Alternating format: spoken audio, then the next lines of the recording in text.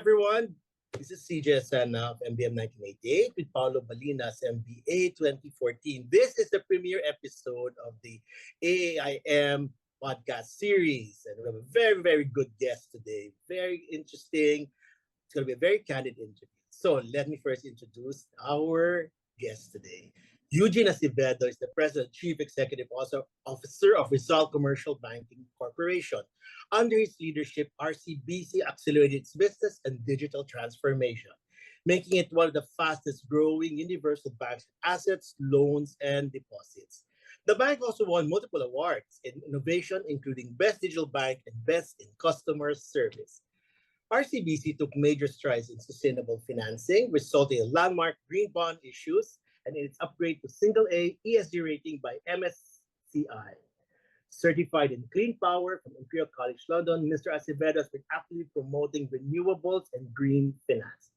A banking veteran of over 30 years experience in the industry, Mr. Acevedo began his career at Citibank, where he later became managing director and country treasurer for the Philippines and then Hong Kong.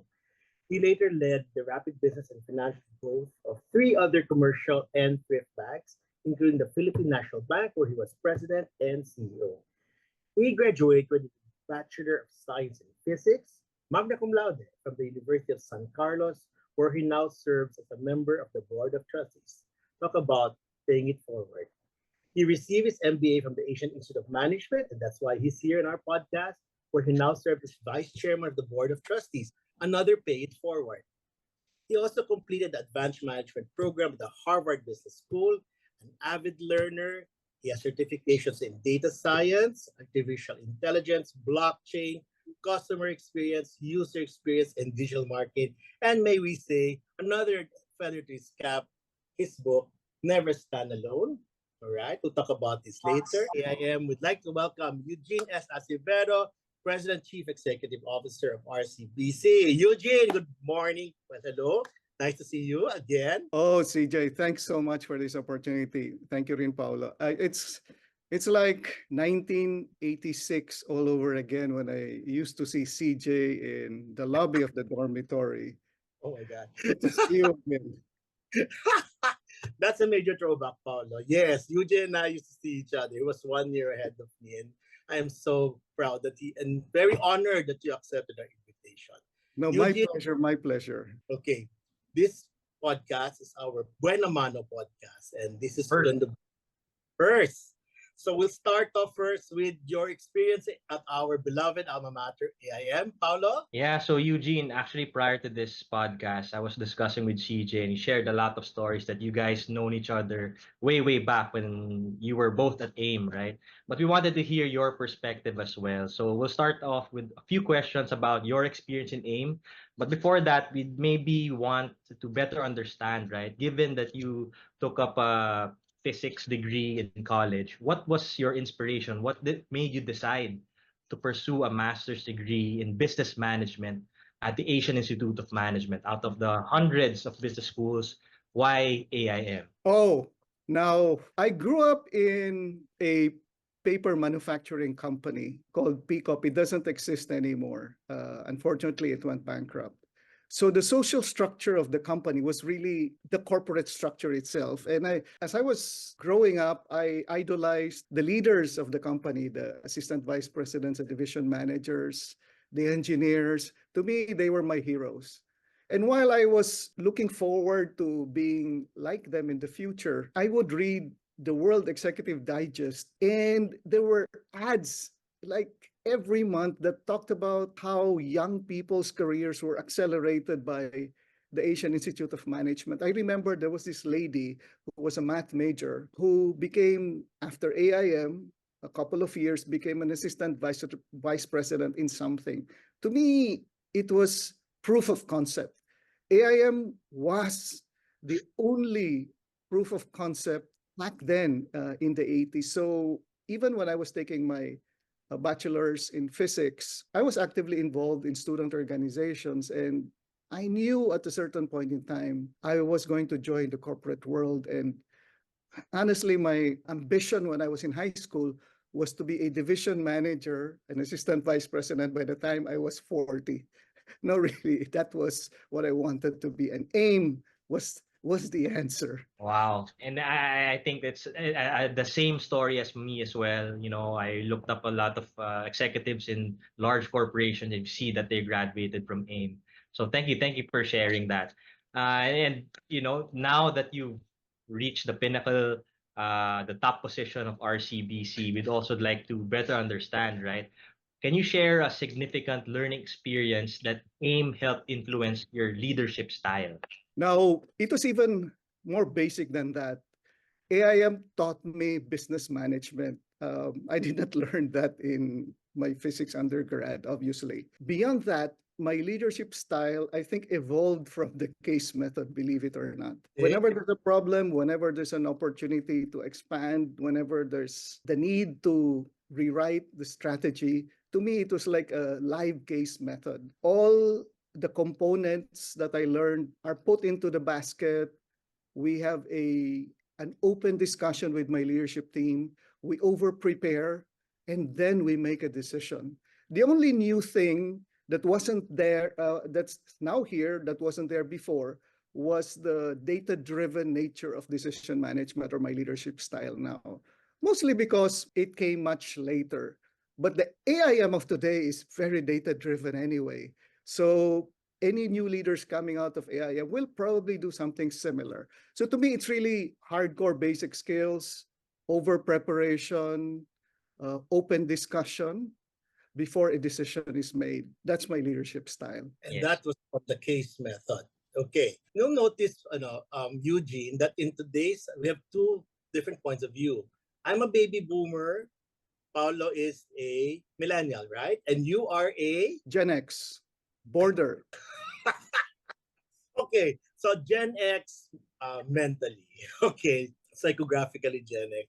And this is really our points of view here will be mine is legacy and paying it forward, and Paul's about career advancement. So what we'd like to now talk about your journey, the path of becoming CEO of RCBC. You were assigned in many countries and many cultures and many generations handling people. What were the key lessons that you learned from these intercultural and intergenerational assignments? When I think about it again, there were really four things that I learned. When I joined Citibank, I became a banker by going through the University of Banking. Basically, that is what Citibank was to me. Correct.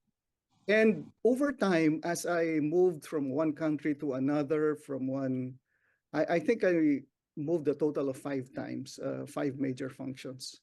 Those were all transformative assignments. So I get in there in a totally new environment and I figure out how to transform the organization across various parameters, customer penetration, and so on. It's hard to say what exactly I learned, but every single assignment was totally new. And then the third part was you throw in all the crises that came with it. Right? The Asian financial crisis. And then when I was based abroad, there was a time we were hit by the US financial crisis, the viruses. I was in Singapore during that time when SARS hit. And then the global financial crisis, the Philippines was insulated, but I was in Hong Kong, which continues to be a financial center. So I felt everything, and I think I was put in a very uncomfortable situation, and in that discomfort you learn things. I don't know exactly what I learned, but I think it toughened me up, made me more resilient, and during various times even humiliated me to the point that my ego shrunk and the team became much more important. Then later on, as I came back to the Philippines, I finally learned what local banking was all about. I completed all those things I did not learn before. Even mass market finance, I spent a lot of time on in Camotes Island, Panay, various places. So by the time I was offered a job to lead RCBC, I had at least half a dozen stripes that I could bring to the new role, not just from a theoretical standpoint, but actual field experience transforming organizations, which I think is important for any leader nowadays. You can't just be jack of all trades. You can't just be a generalist. You need to be an expert in several areas. That's what I've, learned through all these 3 decades. Did you ever get scared, Eugene? There's a lot of transformation you did. Some are cultural, some are even physical transformations. What scared you? What kept you up awake at night? When I moved to Hong Kong, I had to take this exam where generally people failed. Only 30-40% would pass. That was the first thing that professionally scared me. So I studied so hard. As Filipinos would say, kinarir ko. And everybody in the trading room, imagine every single person in the trading room knew that the treasurer was going to take the exam. And they were waiting whether I was going to fail or pass. I studied so hard and I turned the tables on them. I made it to the distinction list, and every single person who had to take the exam after me had to pass. But I was scared. I was scared. The other time I was scared was during the global financial crisis. We were hit with major withdrawals. It was November 2018 or 2019. I can't remember exactly. Thursday, massive withdrawals. Friday, massive withdrawals. I decided to call a meeting on Sunday to work out. Everybody was in the trading room that Sunday. This was in Hong Kong. To figure out what we did wrong, what we did right, and to prepare for Monday, knowing that there was a chance we were going to be all out of work, but we were going to give it our best shot. Fortunately, the US government, the Fed, took over and fixed the situation. But by God, I aged. I aged 5 years, I think, during that weekend. Yeah, I was scared, but whenever I'm scared, I remember what Arcos Fernando, one of my mentors, It is a friend. tell me.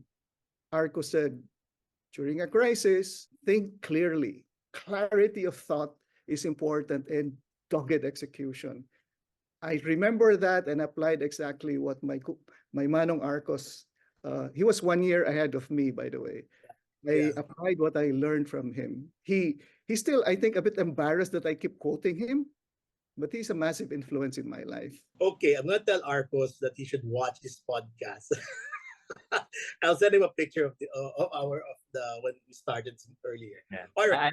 I like that, the clarity of thought, right? And focusing on execution.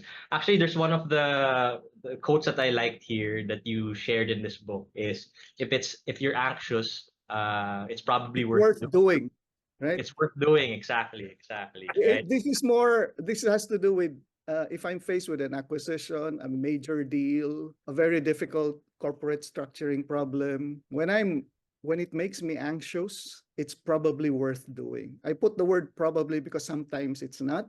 Okay. But there's a very good chance that they are worth doing. That's my quotable quote. Whenever somebody comes to me scared about something.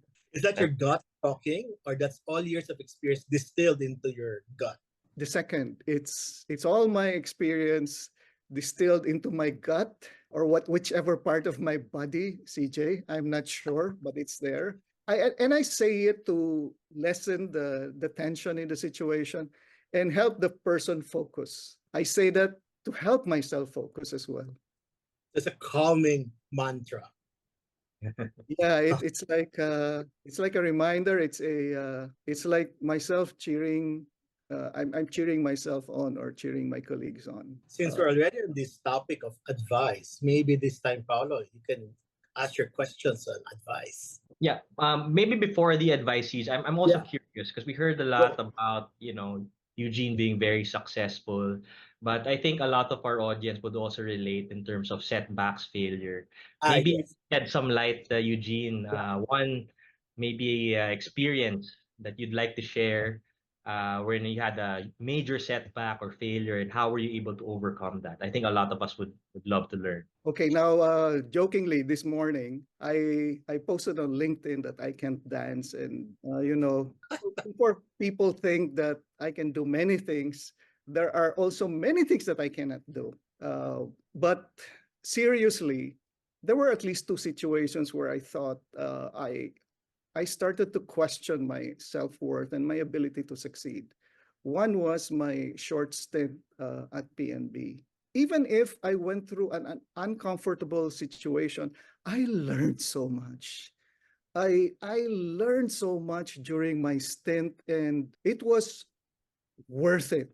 Then it opened more doors to learn some more. It after PNB, I had 6 offers. I picked one of them this time to work under my mentors, so that I have.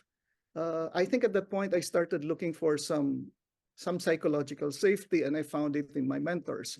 So I could do so much, transform the organization, make groups that were unprofitable more profitable. Then I learned even more. At Union Bank, I learned even more.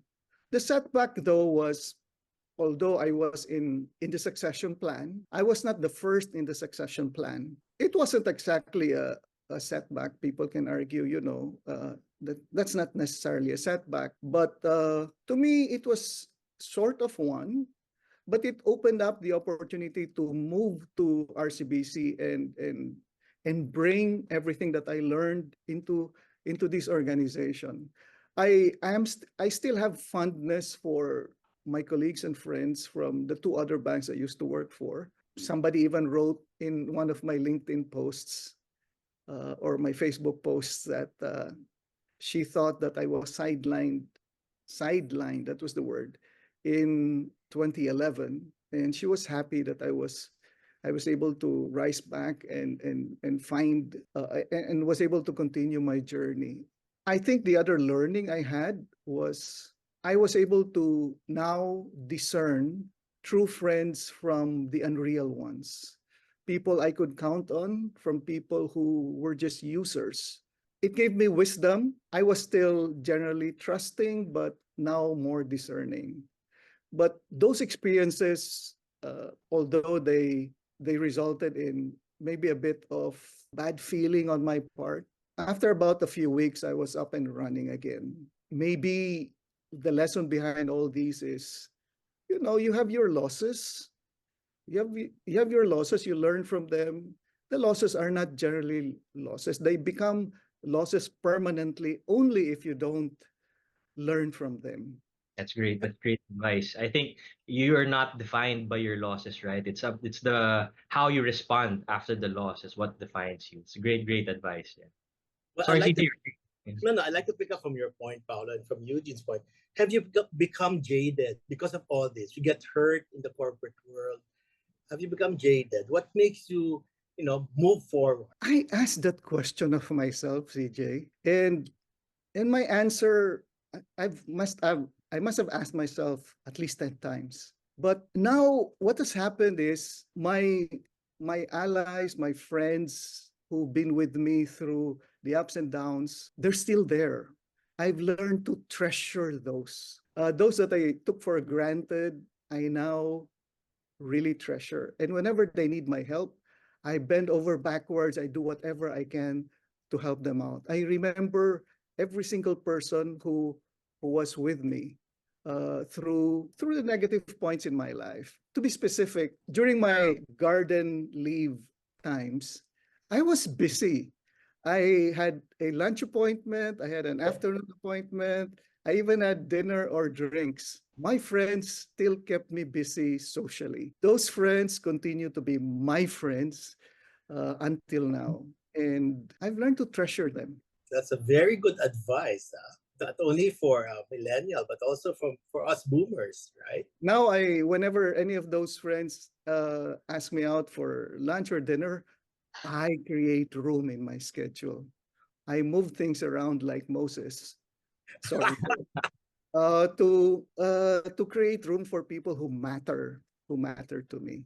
Many of them do not know or do not realize they're that important, but they will, because I am sending them notes with my book to tell them exactly how grateful I am that they stuck with me through those difficult times. I'm taking that as an advice, a fellow boomer with a Gen X mindset. Okay. Paolo? I'm 1964, by the way. I think that's the border of Gen X. Order ba yun? O sige, let's do that Okay, offline. okay. At the end of the day, it's what your mindset is, di ba? You're just baby boomer or biologically, but always have that young mindset. Which brings me to the portion of advice. Tito, Yeah. Tito Eugene, okay, right. Paolo, you had some questions on that. Yeah, so for advice, actually, we have two different perspectives here, right? Myself and CJ. So, as a professional, young professional aspiring to hold an executive position in the future, would love to hear your thoughts because you've been there, right? Young professional climbing the corporate ladder, becoming very successful, and maybe you could share from your lens, looking back, right? What advice can you give young professionals such as myself on what are the characteristics or the things that I need to do to be successful in the corporate structure, right? Okay. I always go back to this showbiz thing because Yes. it's to be a triple threat, right? A celebrity can sing, can dance, can act. So if you are a young professional, are you a triple threat? Can you do three things very well? If you decide to go operations, for example, initially, you cannot stay forever in that role. Do something else in banking. Do ops. I started in ops. I did treasury. Then I did lending. I did all these other things. So I was triple, quintuple threat at some point. In other industries, there are similar skills. But to be a C-suite executive, to be CEO, you need to be an expert in various of these disciplines. Not simply because you need to build expertise, but also because that's where you build your network. That's where you get to know everybody in sales, everybody in risk management, everybody in the branch network. And that enables you to understand, you become much more persuasive. You become more complete. Finally, always volunteer for a customer-facing role. Do not hide behind your desk. The most difficult role is the customer-facing role where you need to sell your product, understand customer needs, and build strategic relationships with the most important customers. You cannot be successful unless you cannot control your ego. The customer's ego is more important in this exercise. You have to put your customer first, and the best way to do that is to volunteer for a sales role. Something that many young people avoid. They say, I want to do analysis work. I mean, what do you mean do analysis work?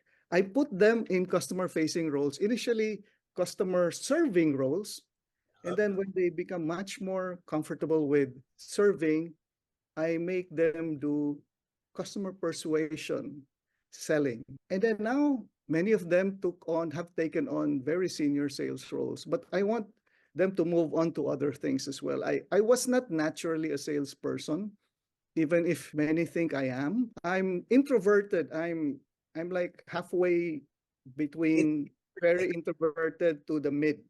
Not super. I'm midway. So I could be extroverted if I need to, but I still have trouble working the floor if there's a cocktail event. It's still not natural to me. But thankfully, many of those in the floor are friends of mine that I've known for a long time. So I can, in cocktail parties, I can spend 2 hours there. It's not natural, but it has to be something that any aspiring CEO or C-suite officer has to build as one of his soft or hard skills. I like that. Okay. I like that. Develop a triple threat. Maybe homework on my end. Definitely gonna write down what are the triple threat skills I need to develop. Great. Now, to hear. nowadays, maybe to add, nowadays, you Yeah. have to add digital and data science into that mix. It's a minimum requirement for any aspiring senior. But I don't think I have to remind any of the young ones. I think it's already part of how they have Yeah. grown up. But customer facing, Customer facing. they avoid it. They avoid it. But why is that so? Why is there a avoidance of customer facing? I'm just curious. Oh, it's because the fear of sales targets, Mm, Okay. the discomfort with setting appointments, selling a new product, having to manage objections. being told no. The failure, before you make a sale, you probably will have a significant number of disapprovals or no interests. But that's part of the process. Not everybody is going to buy the same product immediately. Maybe they'll do it later. Maybe what they need is something else. You just have to go through the list. And many young people are uncomfortable with that process. The dealing with objections and dealing with no, being told no. Which means you have a culture, you built a culture of accepting failure and making it a lesson, a source of lessons.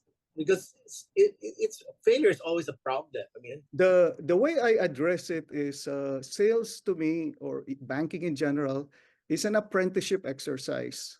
So there has to be a Jedi master who the Padawans, the apprentices, can learn from. It's hard. Oh, well, you can learn it somewhat partially in a formal setting, but the best way to learn actually most of the professions is to tag along with someone who models or who will model the right behavior and the right skills. If a senior is able to manage objections and accept negative responses or indifference, then for a young apprentice, it's okay. It's acceptable. It ceases to become an issue. You just keep moving on to the next opportunity. I think it's more that we cannot put young people in a situation where they're alone, where they cannot model their behavior after some senior person. So it's, to me, one of the roles or the obligations rather of a leader is to build a group of young superstars who can come after him or her. Philosophically, to me, it's more that. In some of the banks I came from, they jokingly refer to me as the Jedi Master. but who were your Jedi masters aside from Arcos? Who else did you see Okay. aside from Manong Arcos? Rodrigo Zurilia was he's Mexican. He was head of sales and structuring for Citibank out of Singapore. He was steady. He was very process driven. I learned how to run and manage a sales process under him. He was really good at that. But the thing I learned and then really stuck to my head and I still tell people about is the line where he reminds me, Eugene, when you're in a new place, a new job, or facing new sets of people, keep building, keep planting goodwill. Keep planting goodwill. You cannot harvest goodwill unless you plant it early on. People may not necessarily respond with goodwill immediately, but eventually they will. Everywhere I go, I follow that advice. Even in RCBC, even in organizations, in the schools I serve in, I build goodwill. To me, it's a natural thing. And then, it's I don't even expect anything in return. It's just, to me, the right thing to do. My current mentor is my chairperson, Helen Yuchenko D. And with Mrs. D, it's about building a strong team, a harmonious team. The organization is not about one rockstar leader. No, it's about a team of experts or professionals who are very good at what they do, but the team is even better because they work very closely together. RCBC under Mrs. D is all about creating a very strong team that plays well together. Those are I have had other mentors in the past, but those are what come out whenever people ask me about the things I learned from the ones who are older than me. I also learn from the ones younger than me. People call it reverse mentoring, but I ask about digital topics. It's not natural to me. And I have a group of young people in the bank who I ask questions from. So they teach me things. I just keep asking customer behavior, what will work, what will not work. I basically now learn from everyone. Oh, so after this journey of yours, what would you say are your key advice to boomers like me or seniors and tenured professionals and how they can be relevant in a fast changing business landscape? Of course, it's more complicated now. People always say that. But many of those in their 60s, well, I just turned 60, are perpetual learners. We get excited about AI, we get excited about data science, and there are so many opportunities, so many platforms we can learn from. So that's there, that's available. So if you want to keep yourself relevant, you need to keep learning. Since 2018, I have taken at least 12 professional certifications myself, including learning how to be an independent director from the Institute of Corporate Directors. So I learned about customer experience, got certified there, digital marketing, blockchain, and everything else. But you know what, CJ? Leadership is still leadership. Mentoring is still mentoring. Those things, I think, will probably not change for a very, very, very, very long time. And the wisdom of people as old as us or even older will continue to be relevant to young people. Young people will still need some guidance when they see themselves stuck in a job, when they feel lonely, when they think they should be leaving, when they have a job offer, all these things. They ask advice from an older person who has been through all those cycles in life. We're still relevant. We titos and titas still have a role to play, but we can be a digital tito, which we should be. I'm gonna take this learning and mentoring to heart, and I will make sure I will spread the gospel also of continuous learning to our titos and titas. Now, It's this digital tito. I think I have to write about this. Sometimes I just wake up and then, or I do something, then I realize that I learned something that I want to share, and then I just write about it. It's probably because I just turned 60, and I'm afraid that many of these things that I've learned, I may forget. Many things from my life I may forget. That's why I started writing. Like what scientists should do. The discipline in science is, if there's something new, write it. Otherwise, you'll forget. I okay. still practice whatever that part that I learned in 1980, in the early 1980s, when I Now was a you grad. have to add your bucket list learning to dance the swing. Okay, we will put that in your list, okay?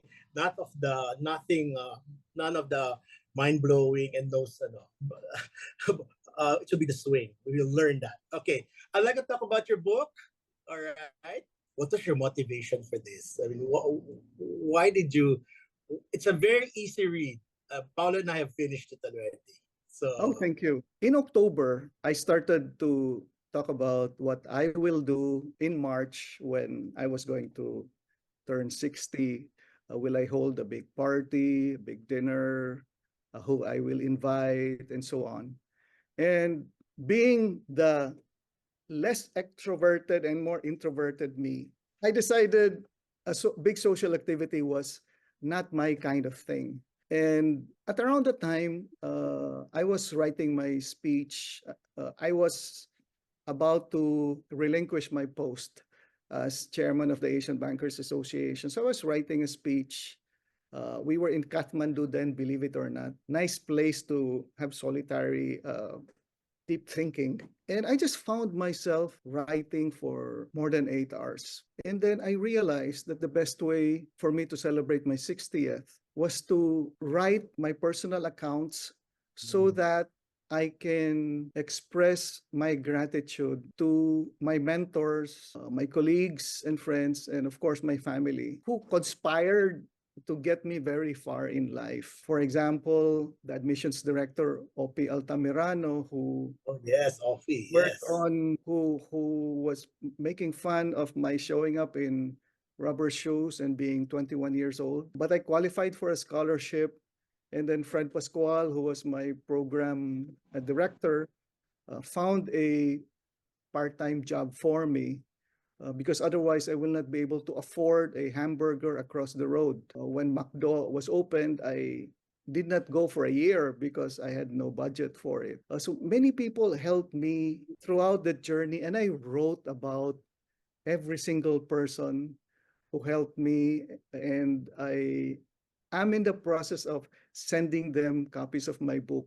My favorite teachers in high school, every one of them got copies of my book already, with the appropriate dedications, and one of my teachers even got it on her birthday. Wow, that's good timing. Yeah, that was 2 weeks ago. It was really firstly that expressing gratitude, and of course to Mrs. D as well and my team here in RCBC. But the other thing was fear. Fear. The fear that at some point in my life, I will start forgetting who I am, what I did, and who my friends were. These things happen biologically. So I thought Yes. maybe I should start writing, because at some point in my life, I might be the main audience of my book.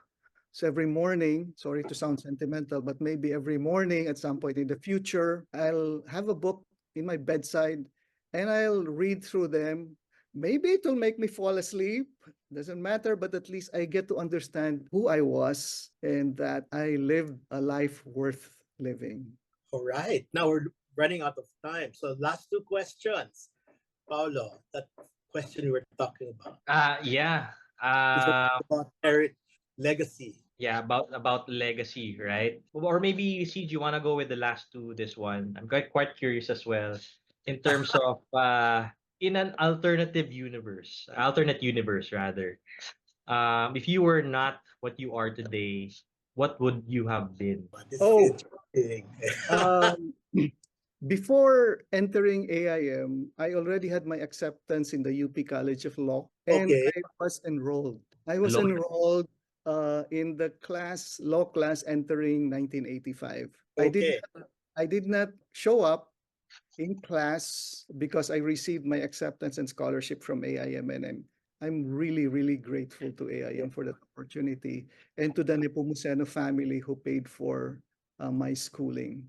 So yeah, the quick answer is a lawyer, not a rock star. That was just a joke many years ago. A lawyer. I'd be a lawyer, and who knows, I can be a lawyer in a bank pa din, no? So it could have still worked. Continuous learning in your era of continuous learning, right? I think the lawyer part I left with my father, and my sons were thinking of becoming lawyers. Okay, so It to live skipped a generation. It skipped a generation. sorry, you did other things. Now, my last question. This is a throwback, a bit throwback and a little futuristic also. What will be your top advice to your 21-year-old self? You in front of Offie, Altamirano. Okay, I did things differently when I was 21. Not necessarily wrong, because I had to respond to the opportunities available for me then. I had no money when I was 21. My father just retired because the company basically was soon to close. So we had minimal financial means. So what I did then was grab the first opportunity I had, which was AIM, and entered even without any corporate experience. I thought it was a wrong thing. I should have waited for 2 years, maybe worked first, and then maximized my learning at AIM. The second thing was, at that point, I was obsessed about keeping my scholarship. I was afraid that if I did not do well, that I'd lose my single opportunity to build a career in the Philippine corporate world. So single-mindedly, what I did was go for good grades and do well in class. That to some extent, I did not invest as much in building relationships with my colleagues.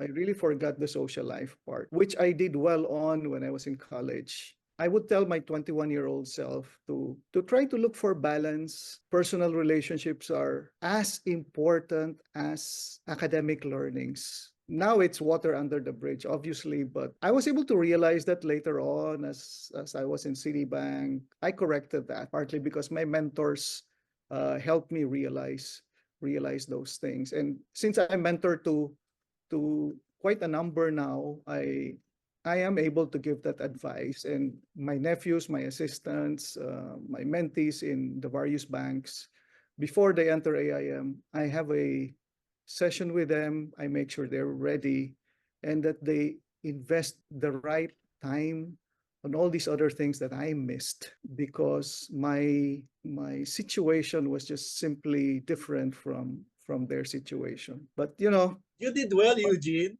You did well. that was my regret. I tried to fix those things Yeah. as I got older. Yeah, And it's you did. evident during the talk, right? It's really about valuing relationships. You keep in touch with them. And I'm amazed that even your high school teacher, right, you were able to still keep in contact. So yeah, the value of relationships. Yeah, Okay. it's relationships. It's relationships. Thank you. Okay, so EQ or IQ? Just to The way- wind up. The way I answer it is I had this mathematics of performance. Okay, I wanna hear Sorry it. to be theoretical. I'm a physics major. Forgive me. I know.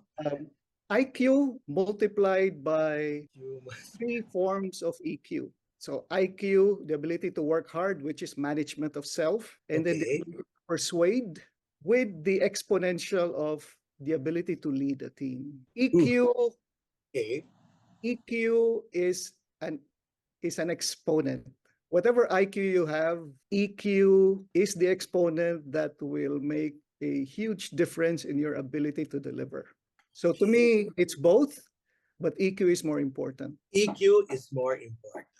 And on that Much note, more. we say thank you very much, Eugene. What a wonderful, candid conversation. Grabe.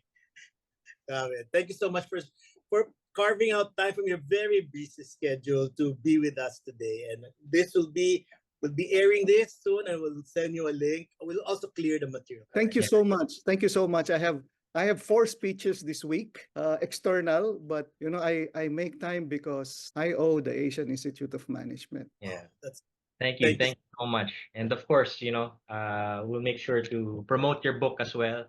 Thank you Thank for you. sending us copies. Yeah. Thank you, thank you. I have 12 scholars whose tuitions to pay for, and the proceeds of those books will help them finish their degrees. Thanks very much. Really appreciate this. real great forward. Ladies and gentlemen, Eugene Acevedo, President CEO of RCPZ. Thank you so much, Eugene. We'll see you around. We'll see you in the Alumni Association events. And we'll see you in the dance club. We'll see you in the dance club. Tell me when you're going to go dancing for swing, taking your swing lessons. I will join you. Thank you. 17 Thank boy. you. Thank you. Thank you. Thank you very much. That's it. Thank you, Pao. Thank you, Paolo. This is Thank CJ. Paolo. This is Thank Paolo. you. Thank Take you. care, gentlemen. Thank Thank you. Thank you. In behalf of the AIM.